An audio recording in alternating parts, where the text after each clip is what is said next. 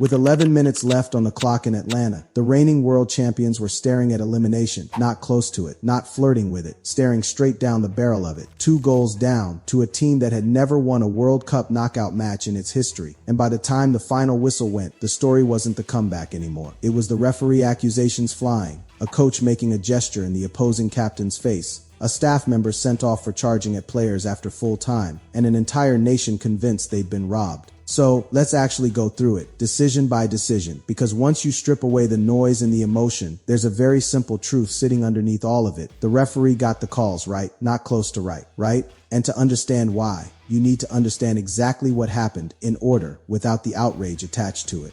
Before we even get to the 2 decisions everyone's arguing about, there's something that needs to be said because it changes how you read everything that follows.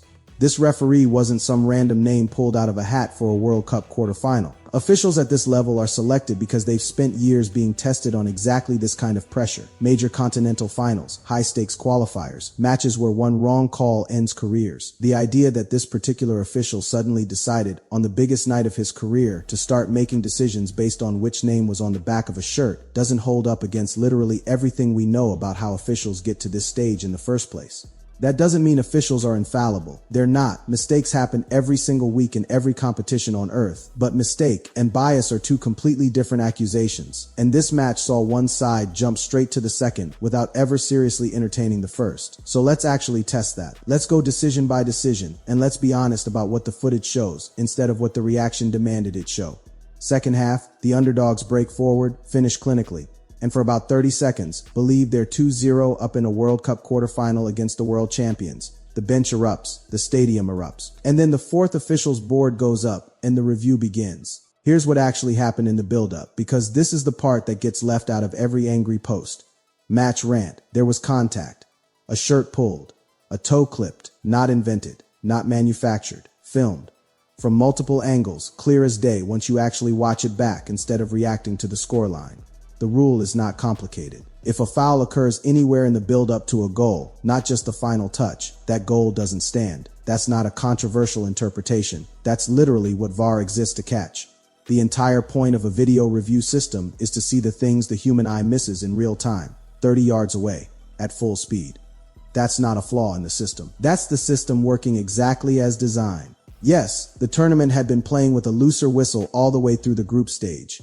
Fewer stoppages, more contact waved away. Fouls per game had dropped noticeably compared to previous tournaments, and that was by design. Officials were explicitly told to let normal incidental contact go and keep the game moving. But here's the distinction that keeps getting flattened in every hot take about this match. Let the game flow was always a guideline for marginal incidental contact during open neutral phases of play, not a blanket amnesty for fouls that directly create a goal in a knockout match with a World Cup quarterfinal spot on the line. A shirt tug at midfield in the 30th minute with no consequence attached is exactly the kind of thing that should be waved away. A shirt tug that directly enables a player to escape their marker and produce the assist for what would have been a 2-0 knockout.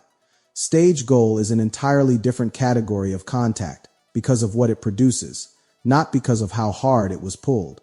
Those are 2 completely different situations, and pretending they're the same thing is where most of the outrage online got it wrong. Now flip the scenario for a second. Imagine the referee sees that same contact, chooses not to review it, and lets the goal stand. Imagine the world champions go out of the tournament, and then 2 days later, that exact clip circulates showing a clear, filmable foul directly in the build-up to the eliminating goal.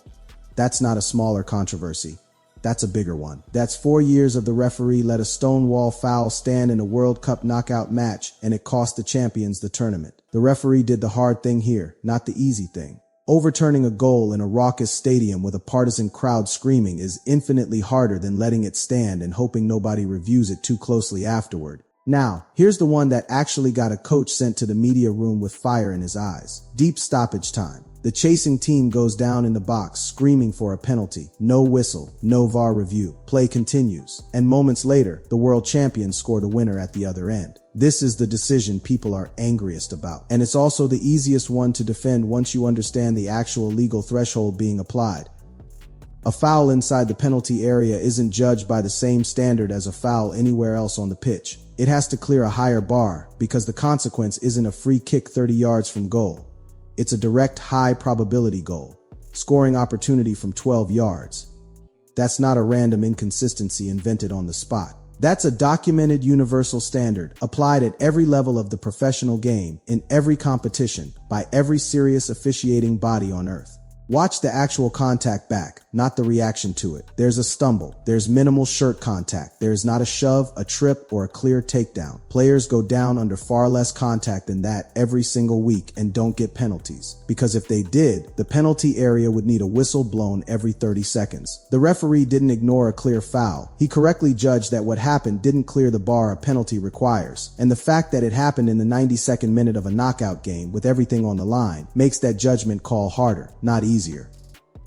Think about what the alternative looks like. If the referee points to the spot on marginal contact simply because it's stoppage time and the crowd is screaming for it, that's not good officiating.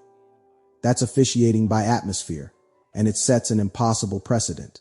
Every single knockout match from that point forward, any player under any contact in the box in the final minute could go down, and referees would feel pressure to give it regardless of whether it actually meets the threshold. That's how you get a version of the sport where the loudest reaction wins the decision instead of the actual contact. Officials who cave to the moment because the stakes are high are the ones who actually damage the sport long term, holding the exact same standard under maximum pressure that you'd hold in the first minute of a group stage game. Nobody's watching. That's the entire job. That's what happened here. But the two decisions contradict each other. This is the argument you'll see repeated everywhere, and it sounds compelling until you actually line the two moments up side by side. The disallowed goal was reviewed and overturned because it was a clear, filmable foul in open play that directly led to a goal. No penalty threshold involved. Just did a foul happen, yes or no, in the build-up to that goal. The stoppage time shout wasn't given because, judged against the higher penalty-specific standard, the contact simply wasn't enough to meet it. Those aren't two contradictory rulebooks. That's the same rulebook correctly applying two different tests to two different situations, because the tests are supposed to be different. A push in open play and a stumble in the box have never been held to identical standards, in this tournament or any other, at any level of the sport. The confusion here isn't a flaw in officiating. It's a misunderstanding of how the rule was always designed to work, repeated so many times online in the hours after the match that it started sounding like established fact instead of what it actually is. A comparison between two things that were never meant to be compared the same way. If anything, the fact that these two decisions look inconsistent to the untrained eye but hold up completely, once you understand the actual criteria, is a pretty good argument that the officiating was doing its job carefully, not carelessly. None of that stopped the accusations. A coach making a gesture inches from an opposing captain's face. A staff member charging the pitch after full time and getting sent off for it. Post-match interviews accusing the officials of protecting the bigger name, questioning the entire credibility of the tournament, asking out loud why there's no fairness in the sport. Understand something here: that reaction is human, and it's understandable. Watching your team get 11 minutes from the greatest result in your football history and then watching it slip away is one of the most painful things that can happen in sport. Nobody saying that pain isn't real. Nobody's saying the frustration in that moment wasn't genuine. But painful doesn't mean wrong. A team can play the game of their lives, deserve enormous credit for it, and still lose to correct officiating and a better opponent finishing stronger. Those two things aren't in conflict. They happen constantly in knockout football, and it's usually only the result that decides which one gets called a scandal and which one gets called a heroic effort. If the same two decisions had gone the same way in a group stage match with nothing on the line, nobody outside the two teams' fan bases would have said a single word about them. It's the stakes that turn correct calls into a controversy, not the calls themselves. There, also a pattern worth naming. Honestly, every knockout tournament produces at least one match where the losing side points at the officials, because it's an easier story to tell than we had a 2-goal lead and couldn't protect it for 11 minutes. Not a criticism of this particular team, it's just what happens in sport. Everywhere, always. The accusation is emotionally satisfying in the moment. It rarely survives a calm rewatch of the actual contact. Strip away the emotion, the gestures, the confrontations, the interviews, and what you're left with is two decisions that were reviewed properly, judged against the correct standard, and got the outcome right. Both times. The disallowed goal followed a foul that existed on camera from multiple angles. In the direct build-up to that goal. The non-penalty followed contact that didn't clear the threshold the rule requires for a spot kick. Neither one bends to the scoreline, the stakes, or the name on the back of the shirt. And that's exactly what officiating is supposed to look like, especially in the biggest moments. when it would be so much easier to bend. The team that lost didn't lose because of the referee. They lost because they couldn't protect a 2-goal lead for 11 minutes against the best team in the world, against a level of quality that eventually found a way through no matter how well the game plan had worked for 80 minutes. That's a football story. That's a story about a team that gave everything and still came up just short against a side with more individual quality in the moments that mattered most. It's not a conspiracy, and it's about time somebody laid it out plainly, decision by decision. Instead of letting the loudest post, match reaction become the accepted version of events. So that's the case, decision by decision, no outrage attached. Do you think the officials got both calls right, or is there still a hole in this argument? Tell me exactly where you land in the comments, and if you disagree, tell me which specific decision you think was wrong. Not just that the result felt unfair. Let's actually argue the football, not just the outcome. Stick around, because the next round's controversies are already stacking up, and I guarantee this won't be the last one we need to break down properly.